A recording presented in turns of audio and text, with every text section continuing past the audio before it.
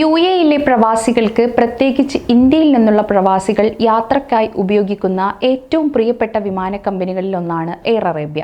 കുറഞ്ഞ നിരക്കിൽ ടിക്കറ്റുകൾ വാഗ്ദാനം ചെയ്യുന്നതിനാൽ ബഡ്ജറ്റ് യാത്രക്കാർക്ക് ഇത് ഏറെ അനുയോജ്യമാണ്.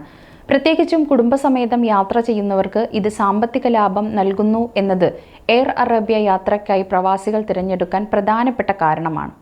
ഷാർജ ആസ്ഥാനമായുള്ള എയർ അറേബ്യ ജൂൺ 30-നും ജൂലൈ 6-നും ഇടയിൽ ടിക്കറ്റ് ബുക്ക് ചെയ്യുന്നവർക്ക് കുറഞ്ഞ നിരക്കിൽ യാത്ര ചെയ്യാൻ ഇപ്പോൾ അവസരമൊരുക്കുന്നു.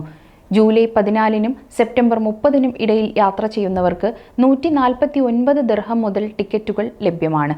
വിവിധ GCC രാജ്യങ്ങളിലേക്കും ഇന്ത്യൻ ഉപഭൂഖണ്ഡങ്ങളിലേക്കും ആകർഷകമായ ടിക്കറ്റ് നിരക്ക് ഓഫറുകളാണ് എയർ അറേബ്യ പ്രഖ്യാപിച്ചിരിക്കുന്നത്.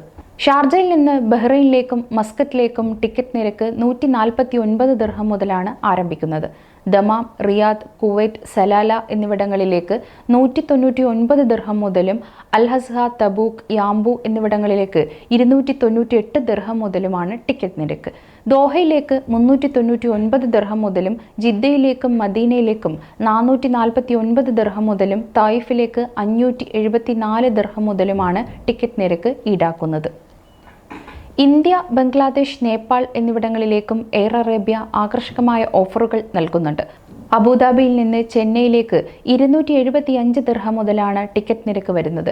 ഷാർജയിൽ നിന്ന് അഹമ്മദാബാദിലേക്ക് 299 ദിർഹം മുതലാണ് ടിക്കറ്റ് നിരക്ക്. അബുദാബി, കൊച്ചി വിമാനങ്ങൾക്ക് 315 ദിർഹം മുതലാണ് ടിക്കറ്റ് നിരക്ക് വരുന്നത്. ഷാർജ, ഡൽഹി ടിക്കറ്റുകൾക്ക് 317 ദിർഹമാണ് വില. ഷാർജയിൽ നിന്ന് മുംബൈയിലേക്ക് 323 ദിർഹമാണ് നിരക്ക്. അബുദാബിയിൽ നിന്ന് കൊച്ചിയിലേക്കും തിരുവനന്തപുരത്തേക്കും 325 ദിർഹം മുതലാണ് ടിക്കറ്റ് നിരക്ക് വരുന്നത്. ഷാർജ, കാഠ്മണ്ഡു ടിക്കറ്റുകൾക്ക് 449 ദിർഹമാണ് നിരക്ക്.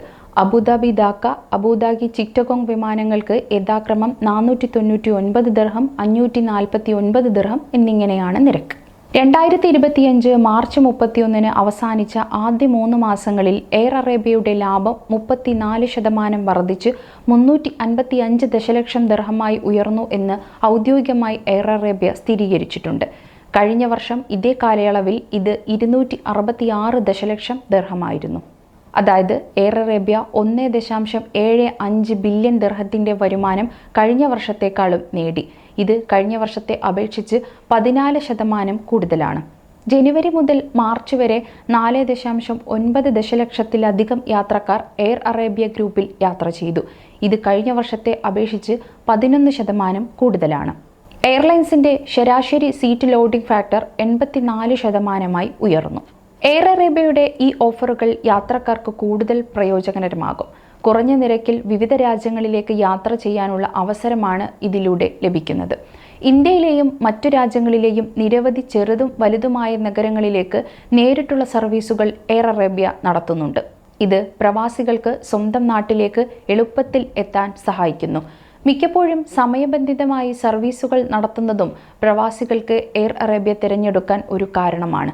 ഷാർജ, അബുദാബി എന്നിവിടങ്ങളിൽ നിന്നുള്ള പ്രവാസികൾ എളുപ്പത്തിൽ നാട്ടിൽ എത്തിച്ചേരാൻ എയർ അറേബ്യയാണ് തിരഞ്ഞെടുക്കുന്നത്.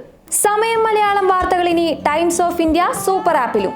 ഇതിനായി പ്ലേ സ്റ്റോറിൽ നിന്നോ ആപ്പ് സ്റ്റോറിൽ നിന്നോ times of India app install ചെയ്യൂ. മലയാളം ഭാഷ തിരഞ്ഞെടുക്കൂ.